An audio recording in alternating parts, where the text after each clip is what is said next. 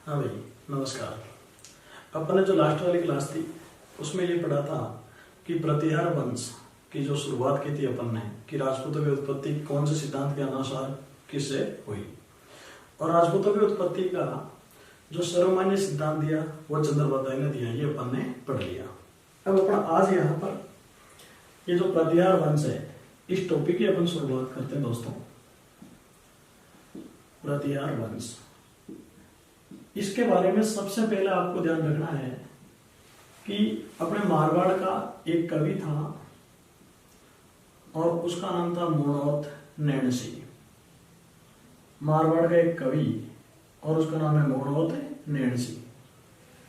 ये जो मोणोत नैणसी है, इस मोणोत नैणसी ने यह कहा कि जो प्रतिहार वंश है, इस प्रतिहार वंश की कुल 26 शाखाएं थी। यानी मोणोत नैणसी ने ये जो प्रतिहार है, इन प्रतिहारों की कुल मिलाकर 26 शाखाएं बताई। ये जो 26 शाखाएं हैं, इन 26 शाखाओं में से जो सबसे प्राचीन शाखा थी, और 26 शाखाओं में से जो सबसे प्राचीन शाखा थी वो थी मंडोर में। यानी अपन ऐसा कह सकते हैं कि प्रतिहारों की सबसे पुरानी शाखा मंडोर में थी, और मंडोर आप सभी जानते ही हो जोधपुर में है। आपको ध्यान रखना है कि अपने उत्तर भारत का,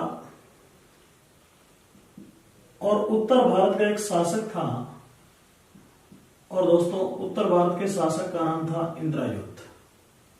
उत्तरी भारत का एक शासक और उसका नाम इंद्रयुध। ये जो इंद्रयुध है, इस इंद्रयुध की राजधानी, और दोस्तों इंद्रयुध की जो राजधानी है, इसकी राजधानी थी कन्नौज। उत्तरी भारत का एक शासक था इंद्रयुध, और इंद्रयुध की जो राजधानी है वो कन्नौज। ये कन्नौज यूपी में है।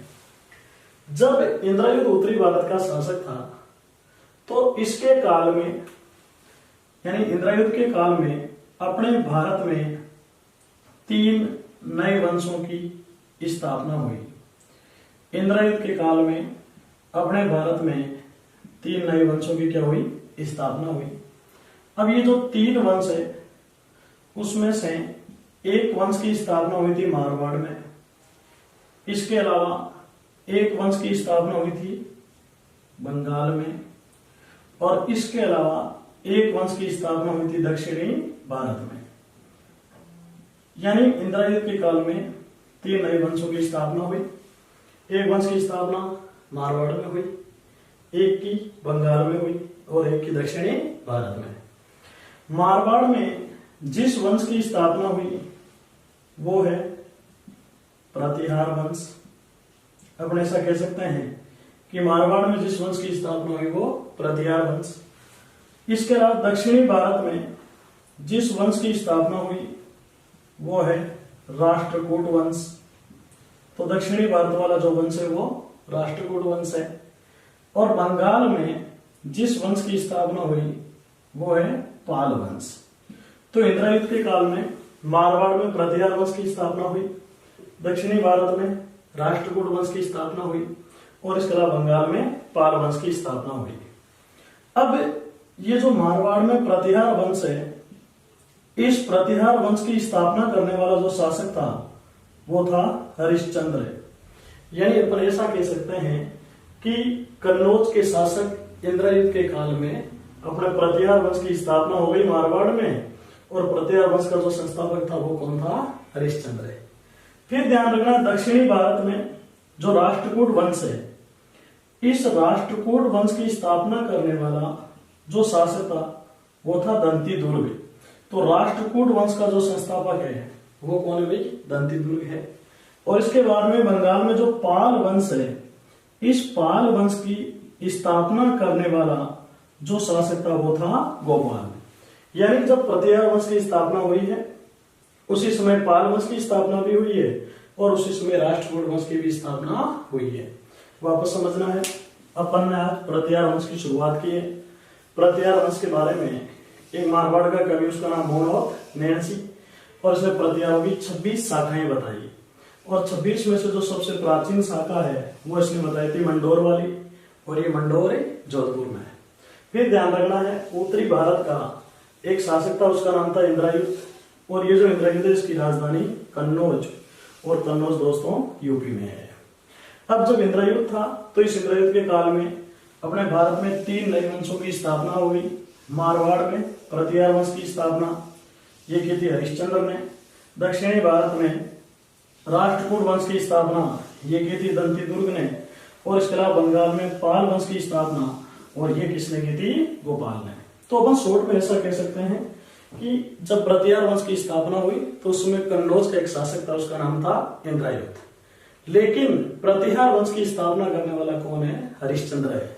तो देखिए सुनिए, प्रतिहार वंश का जो पहला शासक है दोस्तों वो अपना हो जाएगा हरिश्चंद्र है। प्रतिहार वंश का जो पहला शासक है वो कौन है? हरिश्चंद्र। हरिश्चंद्र के बारे में आपको ध्यान रखना है कि इस हरिश्चंद्र का ही दूसरा नाम, और इसका दूसरा नाम था रोहिल्दी। यानी अपन ऐसा कह सकते हैं कि हरिश्चंद्र को और किस नाम से जाना जाता है? रोहिल्दी। हरिश्चंद्र ने प्रतिहार वंश की स्थापना की, इसलिए दोस्तों इस हरिश्चंद्र को प्रतिहार वंश का आदि पुरुष कहते हैं। तो इसने प्रतिहार वंश की स्थापना की, इसलिए इसे प्रतिहार वंश का आदि पुरुष कहते हैं।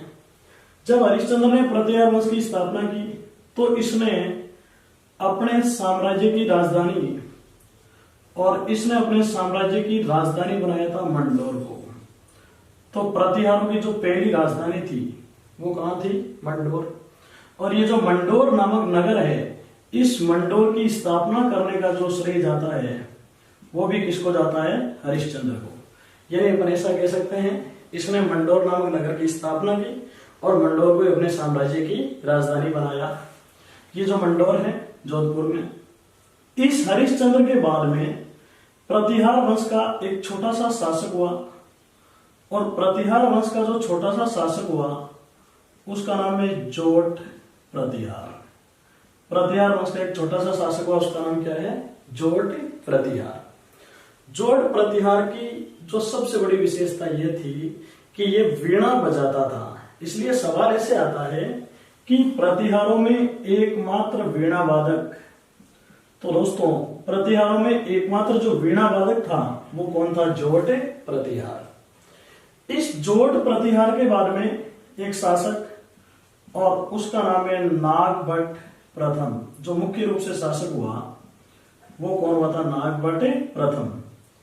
इसके बारे में आपको ध्यान रखना है, ये जो नागभट्ट प्रथम है, इस नागभट्ट प्रथम ने अपने साम्राज्य की राजधानी, और दोस्तों नागभट्ट प्रथम ने अपने साम्राज्य की राजधानी बनाया था बीनमाल को, और ये जो बीनमाल है वो कहां पर है? जालौर। तो नागभट्ट प्रथम ने अपने साम्राज्य की राजधानी बीनमाल को बनाया जो जालौर में है, और बीनमाल को राजधानी बनाकर एक व्यवस्थित रूप से शासन की शुरुआत की। और व्यवस्थित रूप से शासन की शुरुआत की, इसलिए इस नागभट्ट प्रथम को प्रतिहार वंश का, और इसे प्रतिहार वंश का माना जाता है वास्तविक संस्थापक। तो जो प्रतिहार वंश का वास्तविक संस्थापक है वो कौन है? नागभट्ट प्रथम।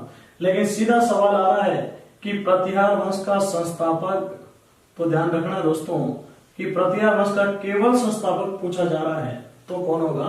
हरिश्चंद्र। तो आपको समझना है भाई प्रतिहार वंश की स्थापना करने वाला हरिश्चंद्र है। ये जो हरिश्चंद्र है इसी का दूसरा नाम रोहिल्दी है। प्रतिहार वंश की स्थापना की, इसलिए प्रतिहार वंश का इसे क्या कहते हैं? आदि पुरुष। फिर ध्यान रखना है इसने मंडोर की स्थापना की और मंडोर को ही अपने साम्राज्य की राजधानी बना लिया। फिर एक शासक बना, उसका नाम है जोट प्रतिहार, और ये जोट प्रतिहार प्रतिहारों में एकमात्र क्या था? वीणा वादक। इसके बाद में एक शासक बना नागभट्ट प्रथम, और नागभट्ट प्रथम ने अपने साम्राज्य की राजधानी बीनमाल को बनाया, और ये बीनमाल कहां पे भाई? जालौर में है। और बीनमाल को बनाकर सुचारू रूप से शासन शुरू किया प्रतिहारों में, इसलिए नागभट्ट प्रथम को प्रतिहार वंश का वास्तविक संस्थापक माना जाता है। अब देखो सुनो, नागभट्ट प्रथम ने बीनमाल को राजधानी बनाया, शासन की शुरुआत की, ये प्रतिहार वंश का वास्तविक संस्थापक भी है। अगर प्रतिहारों में से कोई भी सवाल आता है तो नागबड़ प्रथम के ज्यादातर सवाल आते रहते हैं। इसके बाद में ये जो नागबड़ प्रथम है, इसी के बारे में ही आपको और कुछ चीजें ध्यान रखना है। नागबड़ प्रथम, ये जो नागबड़ प्रथम है, इस नागबड़ प्रथम के साम्राज्य की जो राजधानी थी वो थी बीनमाल। बीनमाल जालोर में है। अब इस बीनमाल के बारे में ध्यान रखना है कुछ चीजें। ये जो बीनमाल है, इस बीनमाल की यात्रा, और बीनमाल की यात्रा दोस्तों एक चीनी यात्री ने की, और उस चीनी यात्री का नाम वेनसांग। तो ये जो बीनमाल है, इस बीनमाल की यात्रा चीनी यात्री ने की थी और उसका नाम वेनसांग। वेनसांग जब बीनमाल आया तो वेनसांग के समय बीनमाल का जो शासक था, नागबड़ प्रथम के कई सालों पहले आ गया था, और इस वेनसांग के समय जो बीनमाल का शासक था उसका नाम था व्याघ्रमुख चंपारणा।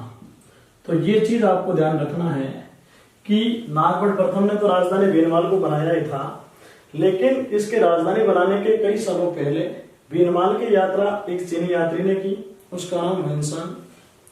और वेनसांग ने जब बीनमाल की यात्रा की तो उस समय जो बीनमाल का शासक था वो था व्याघ्रमुख चंपारणा।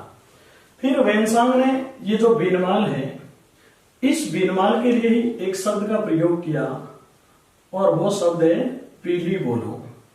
तो बीनमाल के लिए पीली बोलो शब्द का प्रयोग करने वाला भी कौन है? वेनसांग है।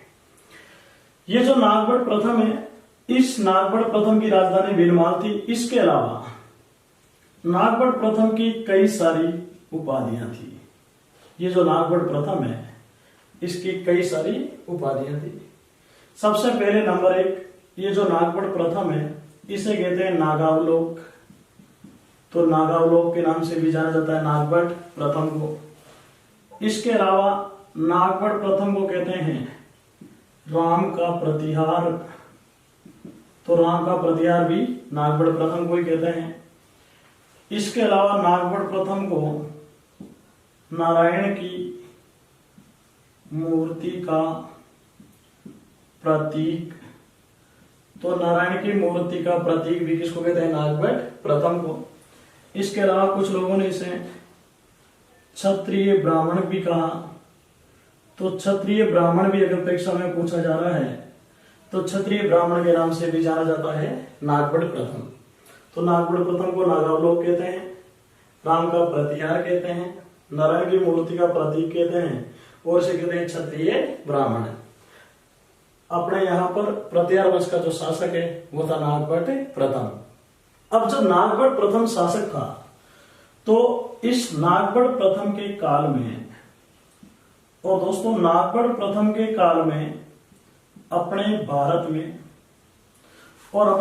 में पहली बार, नागबड़ प्रथम के काल में भारत में पहली बार, और भारत में पहली बार अरबी आक्रमणों की शुरुआत हुई।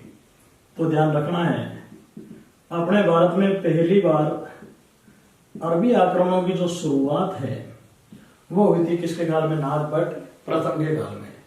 ये आप सभी जानते ही हो कि भारत में पहला अरबी शासक 712 में मोहम्मद बिन कासिम आया।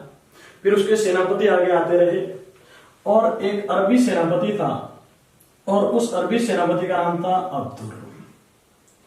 अब अब्दुल नामक अरबी सेनापति था, ये अपने आगे राजस्थान की ओर बढ़ रहा था।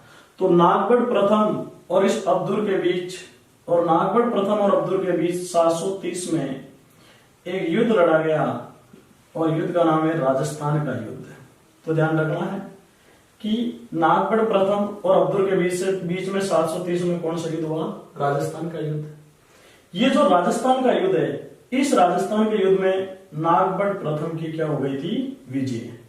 यानी अपन ऐसा कह सकते हैं कि नागबड़ प्रथम ने जो अरबी आक्रमणकारी थे उनका सफलतम मुकाबला किया।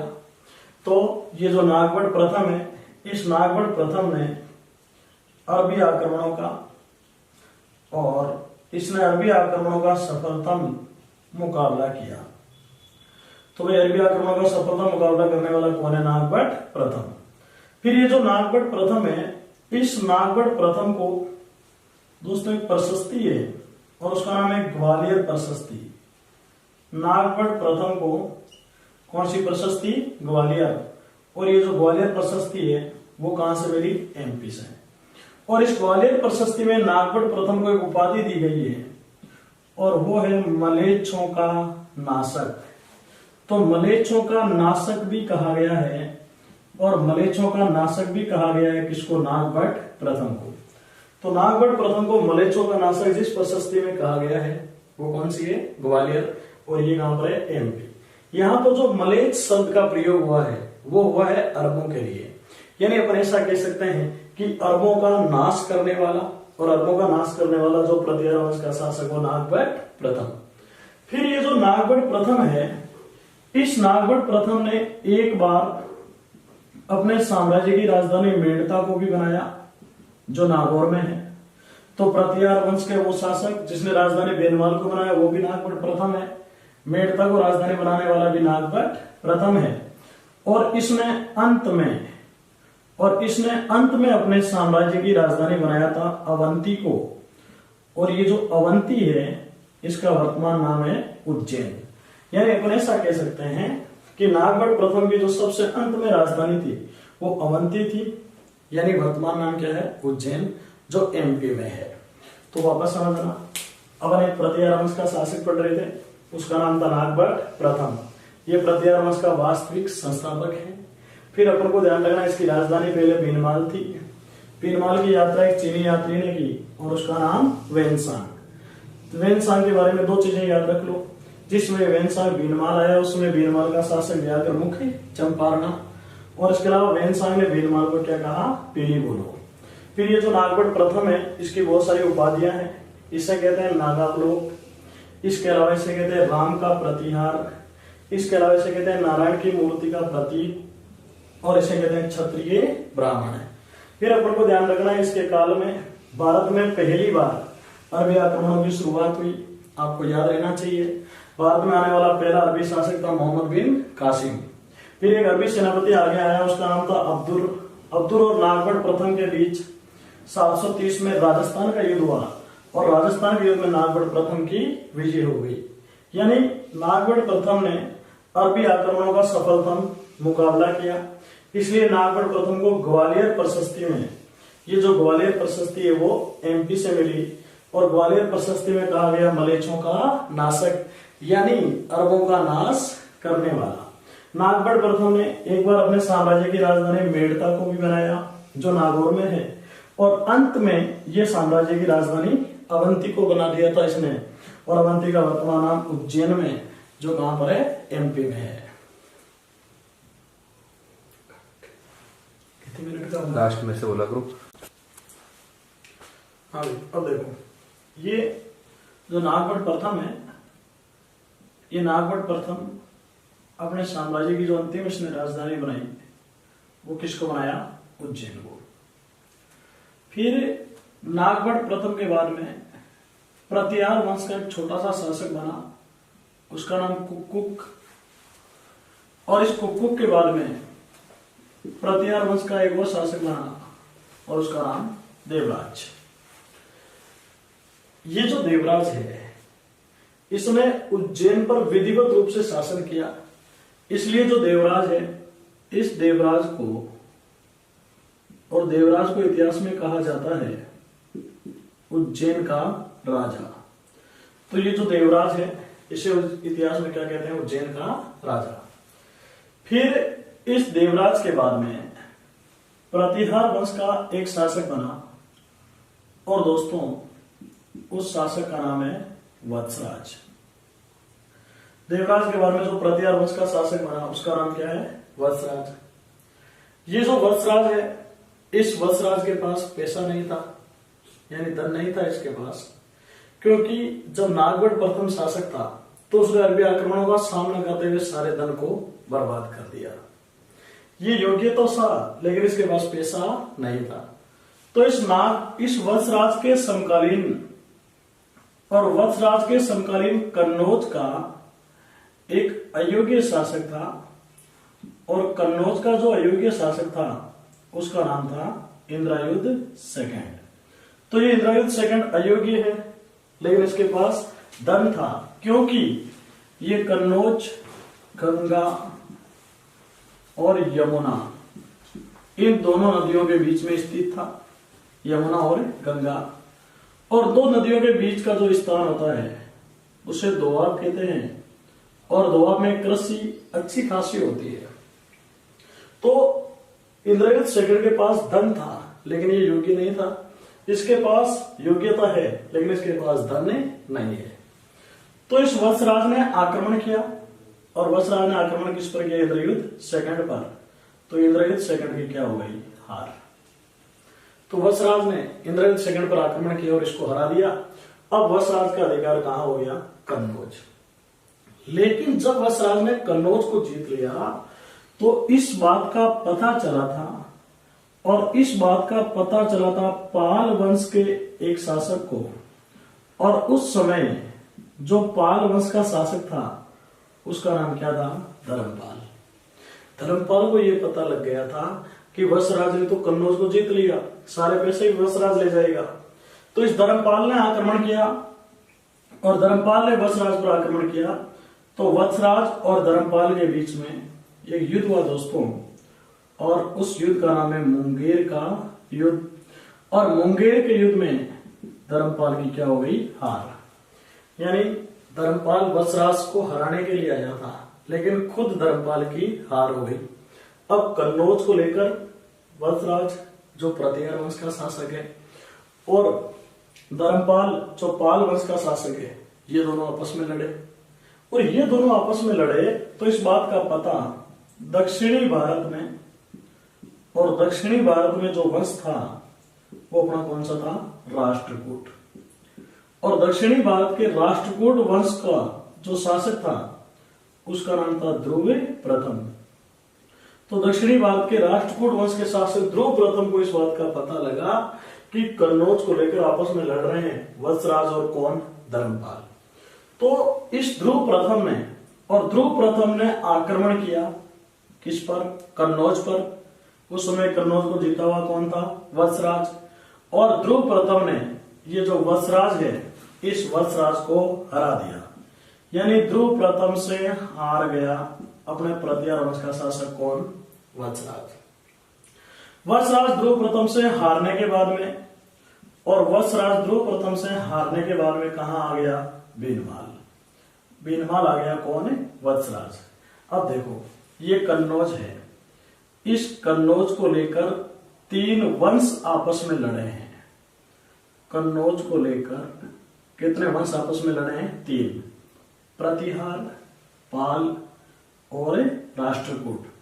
और ये तीन वंश आपस में लड़े हैं, इसलिए इसे इतिहास में कहते हैं त्रिपक्षीय संघर्ष। तो सवाल ये आता है कि त्रिपक्षीय संघर्ष किसको लेकर हुआ? कन्नौज को लेकर। त्रिपक्षीय संघर्ष इसलिए कहते हैं क्योंकि कितने वंश थे? तीन। ध्यान रखना है, तीन वंशों में प्रतिहार पहला, फिर पाल और फिर राष्ट्रकूट। तो ये तीन वंश आपस में लड़े, इसलिए इतिहास में से क्या कहते हैं? त्रिपक्षीय संघर्ष। ये ध्रुव प्रथम दक्षिणी भारत से आया और राष्ट्रकूट वंश का था। ये ध्रुव प्रथम दक्षिणी भारत का, ध्यान रखना है, ध्रुव प्रथम दक्षिणी भारत का पहला शासक था, और दक्षिणी भारत का पहला शासक था जिसने आक्रमण किया था कौन से भारत पर? उत्तरी भारत पर। तो दक्षिणी भारत का पहला शासक जिसने उत्तरी भारत पर आक्रमण किया वो कौन है? ध्रुव प्रथम। वापस समझना है अपन को। देखिए दोस्तों, नागभट्ट प्रथम की जो अंतिम राजधानी थी वो उज्जैन थी। उसके बाद में शासक बना कुक और देवराज। देवराज ने मुख्य रूप से उज्जैन पर शासन किया, इसलिए इसे इतिहास में उज्जैन का राजा भी कहते हैं। फिर अपन को ध्यान रखना है, शासक बना कौन? वत्सराज। वत्सराज के पास योग्यता तो थी लेकिन इसके पास धन नहीं था, तो इसके समकालीन कन्नौज का जो योग्य शासक था वो कौन था? इंद्रयुध सेकंड।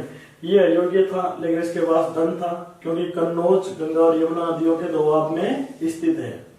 तो इस बात का पता चला तो वत्सराज ने इंद्रयुध सेकंड को हरा दिया, इंद्रयुध सेकंड की हार हो गई।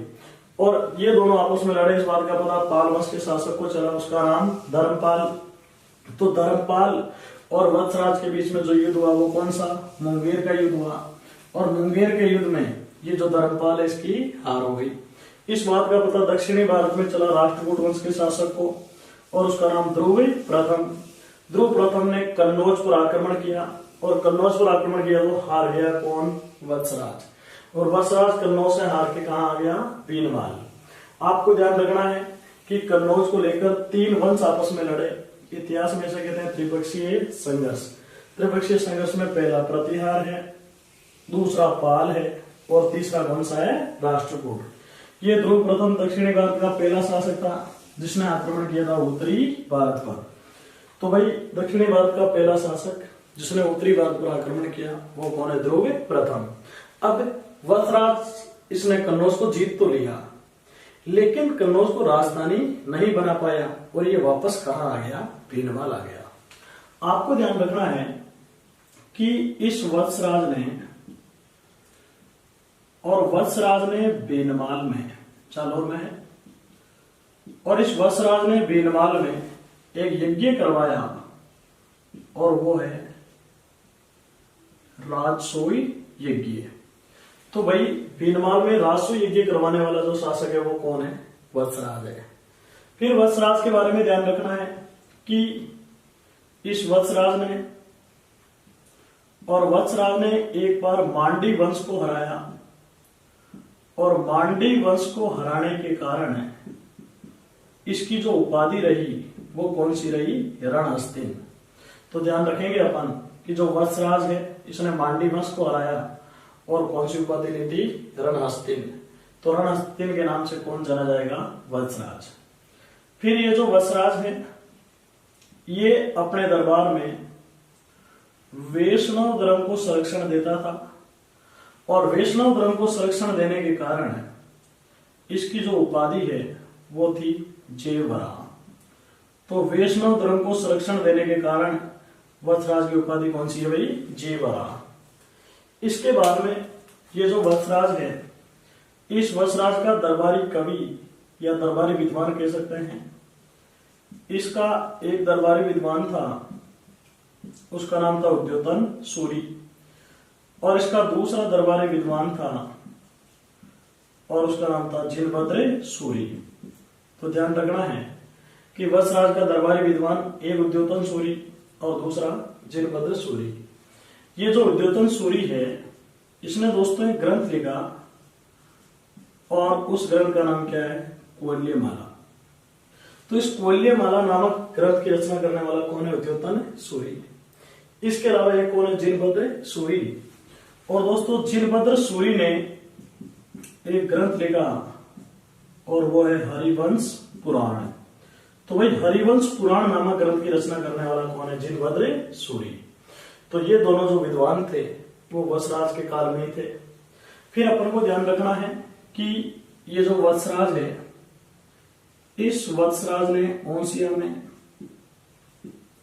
वत्सराज ने कहा भाई ओंसिया में जो जोधपुर में है, और वत्सराज ने ओंसिया में दोस्तों मंदिर बनवाया सचियाई माता का।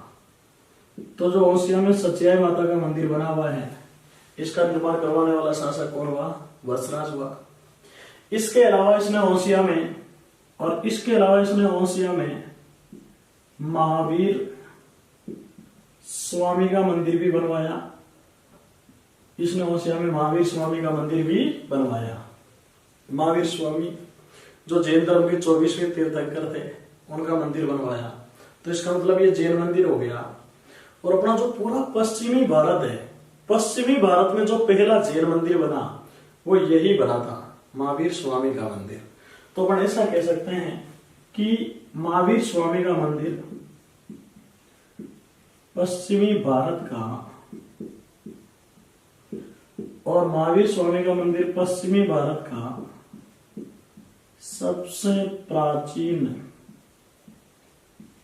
जैन मंदिर। तो ये जो महावीर स्वामी का मंदिर है ये पश्चिमी भारत का सबसे प्राचीन कौन सा मंदिर हो जाएगा भाई? जैन मंदिर। चलो वापस समझो। देखो ये जो वत्सराज है वहां कन्नौज में ध्रुव प्रथम से हार गया तो वापस कहां आ गया? बीनमाल। और बीनवाल में इसने कौन सा यज्ञ किया? राजसूय यज्ञ किया। फिर इसने मांडी वंश को हराया, इसलिए इसकी उपाधि कौन सी? रणस्तिन। इसके अलावा इसने वैष्णव धर्म को संरक्षण दिया, इसलिए इसकी उपाधि जीवरा। इसके अलावा इसका दरबारी विद्वान उद्योतन सूरी, और उसने जो ग्रंथ लिखा वो लिखा कुवल्य माला। इसके अलावा एक और दरबारी विद्वान जिनभद्र सूरी, और इसने जो ग्रंथ लिखा वो हरिवंश पुराण है। फिर अपन को ध्यान रखना है वत्सराज ने ओंसिया में, जो जोधपुर में है, और इसने ओंसिया में मंदिर बनवाया सच्चियाई माता का। इसके अलावा इसने ओंसिया में महावीर स्वामी का मंदिर भी बनवाया। जो ओंसिया में महावीर स्वामी का मंदिर है, यह मंदिर पश्चिमी भारत का सबसे प्राचीन कौन सा मंदिर? जैन मंदिर। तो अपन ऐसा कह सकते हैं कि वत्सराज ने कन्नौज को जीत तो लिया, लेकिन इसको राजधानी नहीं बना पाया। तो इस वत्सराज के बाद में जो मुख्य रूप से शासक बना दोस्तों, उस शासक का नाम है, और उस शासक का नाम है नागभट्ट सेकंड। यानी अपन ऐसा कह सकते हैं कि वत्सराज के बाद में जो शासक बना वो नागभट्ट द्वितीय। अपने नागभट्ट प्रथम पहले पढ़ लिया, ये नागभट्ट द्वितीय हो गया। ये जो नागभट्ट सेकंड है, इसकी एक उपाधि है, वो है परम भट्टारक। ध्यान रखना है, नागभट्ट सेकंड की पहली जो उपाधि है वो कौन सी? परम भट्टारक। इसके अलावा इसकी दूसरी उपाधि है वो है परमेश्वर। तो भाई परमेश्वर के नाम से भी जाना जाता है कौन? नागभट्ट सेकंड। और नागभट्ट सेकंड ने एक और उपाधि धारण की, और वो उपाधि है महाराजा धीराज। तो भाई महाराजा धीराज की उपाधि धारण करने वाला भी कौन है? नागभट्ट सेकंड। ये तीन इसकी मुख्य उपाधियां हैं जो अपन को याद रखना है। पहली परम भट्टारक, दूसरी परमेश्वर, और तीसरी महाराजा धीराज। जब नागभट्ट सेकंड राजगद्दी पर बैठा तो उस समय राष्ट्रकूट वंश का एक शासक था, और उसका नाम था गोविंद। और आपको ध्यान रखना है, गोविंद ने नागभट्ट सेकंड पर आक्रमण किया, और इस नागभट्ट सेकंड की दक्षिणी भारत के गोविंद से, और दक्षिणी भारत के गोविंद से क्या हो गई थी? हार। यानी नागभट्ट सेकंड राष्ट्रकूट वंश के शासक गोविंद सेकंड से हार गया। लेकिन नागभट्ट सेकंड का जो मुख्य लक्ष्य था वो यही था कि मुझे कन्नौज को एक बार राजधानी बनाना है, और ये कन्नौज को लेकर तीन वंश आपस में लड़ रहे हैं, उन वंशों को आपस में लड़ने से भी रोकना है। तो ये जो नागभट्ट सेकंड है, गोविंद से तो हार गया, लेकिन इसका जो आत्मविश्वास है उसमें कोई कमी नहीं आई। और नागभट्ट सेकंड ने पहले जोधपुर का एक गांव, और उसका नाम है बुचकेला गांव। बुचकेला गांव जोधपुर में है, और इसने बुचकेला में शिव और पार्वती का मंदिर बनवाया। तो जोधपुर के बुचकेला गांव में शिव और पार्वती का जो मंदिर बना हुआ है, ये बनवाने वाला कौन था? नागभट्ट सेकंड। तो नागभट्ट सेकंड ने जोधपुर के बुचकेला गांव में शिव और पार्वती का क्या बनवा दिया? मंदिर। फिर इस नागभट्ट सेकंड ने चढ़ाई की थी कन्नौज पर, क्योंकि इसको जीतना था किसको? कन्नौज को। और जब इसने कन्नौज पर आक्रमण किया तो दोस्तों कन्नौज का एक शासक था, और उसका नाम था चक्रायुध। जब इसने कन्नौज पर आक्रमण किया तो कन्नौज का जो शासक था वो कौन था? चक्रायुध। और इस चक्रायुध की नागभट्ट सेकंड से क्या हो गई? हार। और नागभट्ट सेकंड से हार होते ही ये जो कन्नौज है, ये कन्नौज प्रतिहार वंश की, और ये कन्नौज प्रतिहार वंश की क्या बन गई? राजधानी। तो कन्नौज को प्रतिहार वंश की जो राजधानी बनाने का श्रेय जाता है वो किसको जाता है? नागभट्ट सेकंड को। इसके बाद में कन्नौज को राजधानी बनाने के बाद में नागभट्ट सेकंड ने सोचा कि मेरा सपना पूरा हो गया, और नागभट्ट सेकंड ने गंगा नदी में जाकर, और दोस्तों नागभट्ट सेकंड ने गंगा नदी में जाकर ले ली थी जल समाधि। तो भाई गंगा नदी में जल समाधि लेने वाला जो शासक बना वो भी प्रतिहार वंश का कौन बना? नागभट्ट सेकंड। तो सीधी सीधी बातें इसके बारे में अपनों को ध्यान रखना है। जो नागभट्ट सेकंड है, नागभट्ट सेकंड को एक तो परम भट्टारक के नाम से जाना जाता है, इसके अलावा इसे परमेश्वर भी कहते हैं और इसके अलावा इसे कहते हैं महाराजा धीराज। इसकी गोविंद से हार हो गई, लेकिन आत्मविश्वास में कोई भी कमी नहीं आई। जोधपुर के बुचकेला गांव में इसने शिव और पार्वती का मंदिर बनवा दिया। फिर इसने कन्नौज पर आक्रमण किया और कन्नौज के चक्रयुद्ध सेकंड की हार हो गई, यानी चक्रयुद्ध सेकंड को हरा दिया। और चक्रयुद्ध सेकंड को हराते ही ये कन्नौज है, ये कन्नौज प्रतिहार वंश की क्या बन गया, राजधानी। फिर नागवट सेकंड ने गंगा नदी में, और इसने गंगा नदी में जाकर जल समाधि ले ली। तो गंगा नदी में जल समाधि लेने वाला प्रतिहार वंश का जो शासक बना वो कौन बना, नागवट सेकंड। नागवट सेकंड के जल समाधि लेने के बाद प्रतिहार वंश का एक छोटा सा शासक बना, और दोस्तों उसका नाम है रामभद्र। प्रतिहार वंश का एक छोटा सा शासक बना और उसका नाम रामभद्र। जो ही रामभद्र शासक बना तो जो प्रतिहार मंडोर में रहते थे, जो प्रतिहार कहां रह रहे थे, मंडोर में, मंडोर के प्रतिहार क्या हो गए थे, आजाद। यानी रामभद्र के काल में मंडोर के प्रतिहार आजाद हो गए। जब मंडोर के प्रतिहार आजाद हो गए तो वो बात इस रामभद्र के बेटे को अच्छी नहीं लगी, और रामभद्र के बेटे का नाम था मिहिर भोज।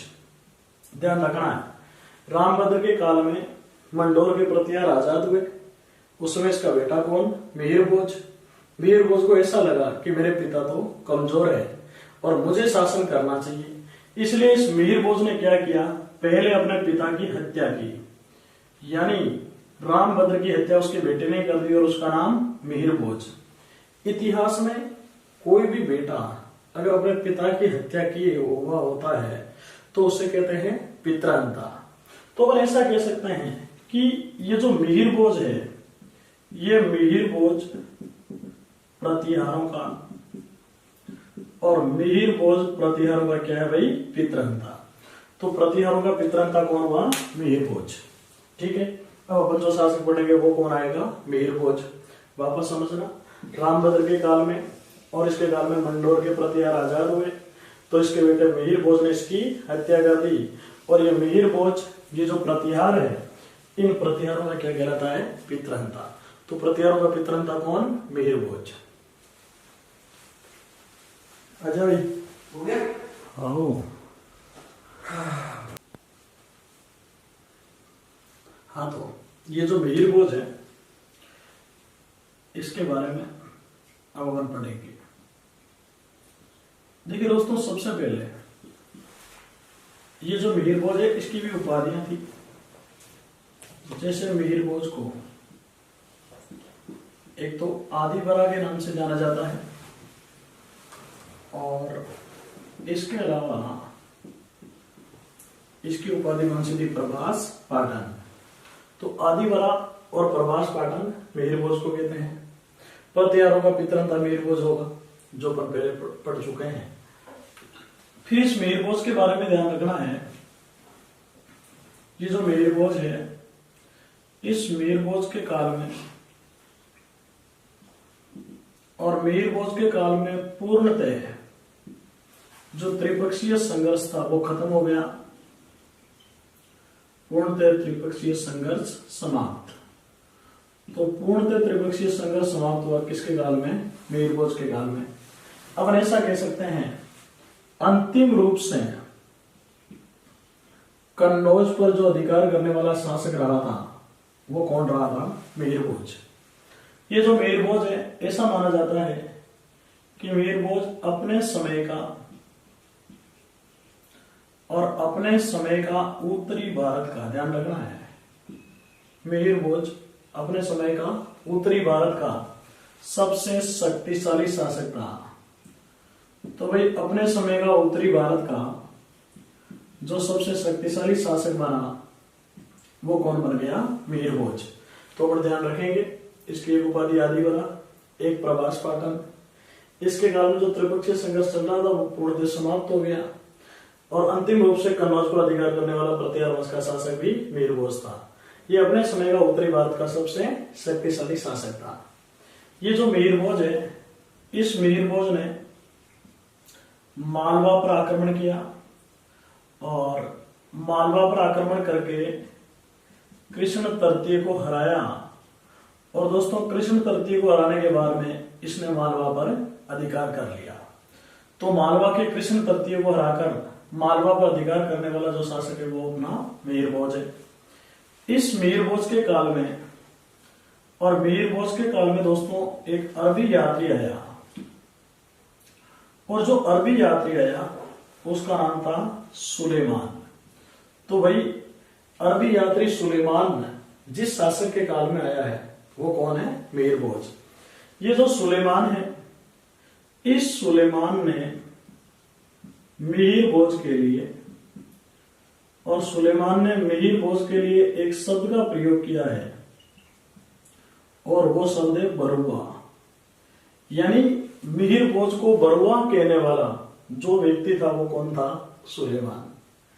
इसके अलावा सुलेमान ने यह लिखा कि मिहिर भोज के काल में भारत में, और मिहिर भोज के काल में भारत में चांदी की खानें थी। मिहिर भोज के काल में भारत में चांदी की खानें थी। ये बात भी लिखने वाला कौन है? सुलेमान। और इस सुलेमान ने अपने हिंदुस्तान को, और सुलेमान ने हिंदुस्तान को कहा था काफिरों का देश। तो दोस्तों हिंदुस्तान को काफिरों का देश कहने वाला जो यात्री था वो कौन था? सुलेमान। अरब से आया, इसलिए कौन सा यात्री? अरबी यात्री। फिर अपने को ध्यान रखना है, ये जो मिहिर भोज है, इस मिहिर भोज की जो जानकारी है, मिहिर भोज की जो जानकारी है, मिहिर भोज की जानकारी मिलती है ग्वालियर प्रशस्ति से। तो जो ग्वालियर प्रशस्ति है ये एमपी से मिली। ये ग्वालियर प्रशस्ति मुख्य रूप से जानकारी किसकी दे रही है? मिहिर भोज की। और इस ग्वालियर प्रशस्ति में ही नागबड़ प्रथम को मलेच्छों का नाशक भी कहा गया था। फिर दोस्तों ये जो मिहिर भोज है, इस मिहिर भोज को ही एक शिलालेख है, और उसका नाम है बगरमा शिलालेख। एक शिलालेख, और उसका नाम क्या है? बगरमा शिलालेख। और ये शिलालेख कहां से मिला? यूपी से। और इस बगरमा शिलालेख में ये कहा गया है कि मिहिर भोज तो संपूर्ण पृथ्वी को, मिहिर भोज तो संपूर्ण पृथ्वी को जीतने वाला शासक था। तो भाई मिहिर भोज को संपूर्ण पृथ्वी को जीतने वाला जो शासक है, ये शासक जिस शिलालेख में बताया गया वो कौन सा है? बगरमा शिलालेख। और ये कहां से मिला? यूपी से। तो वापस समझना है। देखिए दोस्तों, प्रतिहारों में पित्रांता पूछे तो मिहिर भोज होगा। मिहिर भोज की एक उपाधि है आदिवरा, और एक उपाधि है प्रभास पाठन। इसके काल में पूर्णतः त्रिपक्षीय संघर्ष समाप्त हो गया। यानी कन्नौज पर अंतिम रूप से शासन करने वाला, या अंतिम रूप से अधिकार करने वाला प्रतिहार वंश का जो शासक रहा वो अपना मिहिर भोज था। ये अपने समय का उत्तरी भारत का सबसे शक्तिशाली शासक भी रहा था। इसके अलावा इसने मालवा के कृष्ण तृतीय को हराया और मालवा पर क्या कर लिया? अधिकार। मिहिर भोज के काल में अरबी यात्री सुलेमान आया। सुलेमान ने मिहिर भोज के लिए जिस शब्द का प्रयोग किया वो कौन सा? बरुआ। और सुलेमान ने ये कहा कि मिहिर भोज के काल में भारत में चांदी की खानें थी। इसके अलावा इसने मिहिर भोज को काफिरों का, अपने हिंदुस्तान को काफिरों का देश भी कहा। मिहिर भोज की जानकारी ग्वालियर प्रशस्ति से मिलती है, और ये ग्वालियर प्रशस्ति कहां से मिली? एमपी से। फिर ध्यान रखना, ये बगरमा शिलालेख जो यूपी से मिला है उसमें कहा गया मिहिर भोज तो संपूर्ण पृथ्वी को जीतने वाला शासक था। अब मिहिर भोज के बाद में प्रतिहार वंश में छोटे छोटे शासक बने हैं। जैसे दोस्तों प्रतिहार वंश का एक शासक, और उसका नाम महेंद्रपाल प्रथम। एक तो ये ध्यान रखना है। इसके बाद में प्रतिहार वंश का एक शासक बना, और वो बना महिपाल प्रथम। फिर अपन ध्यान रखेंगे कि महिपाल प्रथम के बाद में प्रतिहार वंश का एक शासक बना, और वो कौन बना? राज्यपाल। राज्यपाल के बाद में प्रतिहार वंश का जो शासक बना वो बना त्रिलोचन पाल, और इस त्रिलोचन पाल के बाद में प्रतिहार वंश का जो शासक बना वो कौन था? यशपाल। ये 5 छोटे छोटे शासक याद रखने हैं। पहला कौन सा है? महेंद्रपाल। आपको ध्यान रखना है इस महेंद्रपाल का दरबारी कवि था और दोस्तों महेंद्रपाल का जो दरबारी कवि था उसका नाम था राजशेखर। तो राजशेखर दरबारी कवि किसका था? महेंद्रपाल का। फिर इस राजशेखर ने महेंद्रपाल को एक उपाधि दी। और दोस्तों राजशेखर ने महेंद्रपाल को जो उपाधि दी वो कौन सी दी थी? निर्भय नरेश। तो निर्भय नरेश के नाम से कौन जाना जाता है? महेंद्रपाल प्रथम। ये जो राजशेखर है, इस राजशेखर के ग्रंथ थे। एक ग्रंथ वो है बाल रामायण, दूसरा ग्रंथ और वो है बाल महाभारत, तीसरा ग्रंथ और वो है काव्य मीमांसा और चौथा ग्रंथ और वो है कर्पूरी मंजरी। तो राजशेखर ने ग्रंथ लिखे। एक ग्रंथ लिखा बाल रामायण, दूसरा बाल महाभारत, तीसरा काव्य मीमांसा और चौथा कर्पूर मंजरी। ये ग्रंथ लिखने वाला कौन है? राजशेखर। और राजशेखर ने महेंद्रपाल को उपाधि कौन सी दी? निर्भय नरेश। इस महेंद्रपाल प्रथम के बारे में एक इतिहासकार ने कहा और उस इतिहासकार का नाम है B.N. पाठक। और B.N. पाठक ने यह कहा कि महेंद्रपाल प्रथम हिंदू साम्राज्य का, ध्यान रखना है, इसने कहा महेंद्रपाल प्रथम कौन से साम्राज्य का? हिंदू साम्राज्य का अंतिम महान हिंदू सम्राट था। तो महेंद्रपाल प्रथम हिंदू साम्राज्य का अंतिम महान हिंदू सम्राट था। ये बात महेंद्रपाल के बारे में कहने वाला कौन है? B.N. पाठक। तो ये चीज अपने यहां ध्यान रखेंगे। इसके बारे में ये कौन है? महिपाल प्रथम। जो महेंद्रपाल प्रथम का दरबारी कवि था उसी को महिपाल प्रथम ने अपना गुरु बनाया। यानी महिपाल प्रथम का जो गुरु है वो कौन था? राजशेखर। तो राजशेखर ने महिपाल प्रथम को उपाधि दी। एक उपाधि दी आर्यावर्त। एक उपाधि कौन सी दी राजशेखर ने? आर्यावर्त। और दूसरी जो उपाधि दी वो दी थी हिंदू कुल मुकुटमणि। तो एक उपाधि तो आर्यावर्त थी और दूसरी कौन सी थी? हिंदू कुल मुकुटमणि। ये दोनों उपाधियां राजशेखर ने किसको दी थी? महिपाल को। फिर आपको ध्यान रखना है महिपाल के काल में, और महिपाल के काल में एक बगदाद से यात्री आया, और बगदाद से जो यात्री आया उसका नाम था अल मसूदी। तो भाई बगदादी यात्री अल मसूदी किसके काल में आया? महिपाल प्रथम के काल में। और इस महिपाल प्रथम के काल में ही जो प्रतिहार वंश है, इस प्रतिहार वंश का जो पतन है उसकी क्या हो गई थी? शुरुआत। तो प्रतिहार वंश के पतन की जो शुरुआत है वो किसके काल में हुई? महिपाल प्रथम। ढंग से वापस समझना। महिपाल प्रथम का गुरु राजशेखर, जो पहले इसका दरबारी कवि था महेंद्रपाल प्रथम का। राजशेखर ने इसको एक उपाधि आर्यावर्त दी और दूसरी दी थी हिंदू कुल मुकुटमणि। फिर अपन याद रखेंगे कि इसके काल में बगदाद से एक यात्री है, उसका नाम अल मसूदी। और इसके काल में प्रतिहार जो वंश है इसका धीरे धीरे पतन की हो गई थी शुरुआत। इसके बारे में शासक मुख्य रूप से राज्यपाल। इस राज्यपाल के काल में 1018 में और राज्यपाल के काल में 1018 में महमूद गजनवी आया, और महमूद गजनवी ने दोस्तों कन्नौज को लूट लिया। तो कन्नौज को लूटने वाला शासक महमूद गजनवी 1018 में, और 1018 में जब महमूद गजनवी है तो शासक कौन था? राज्यपाल। राज्यपाल ने यहां एक गलती कर दी कि राज्यपाल ने महमूद गजनवी का सामना न करके राज्यपाल कन्नौज छोड़कर भाग गया।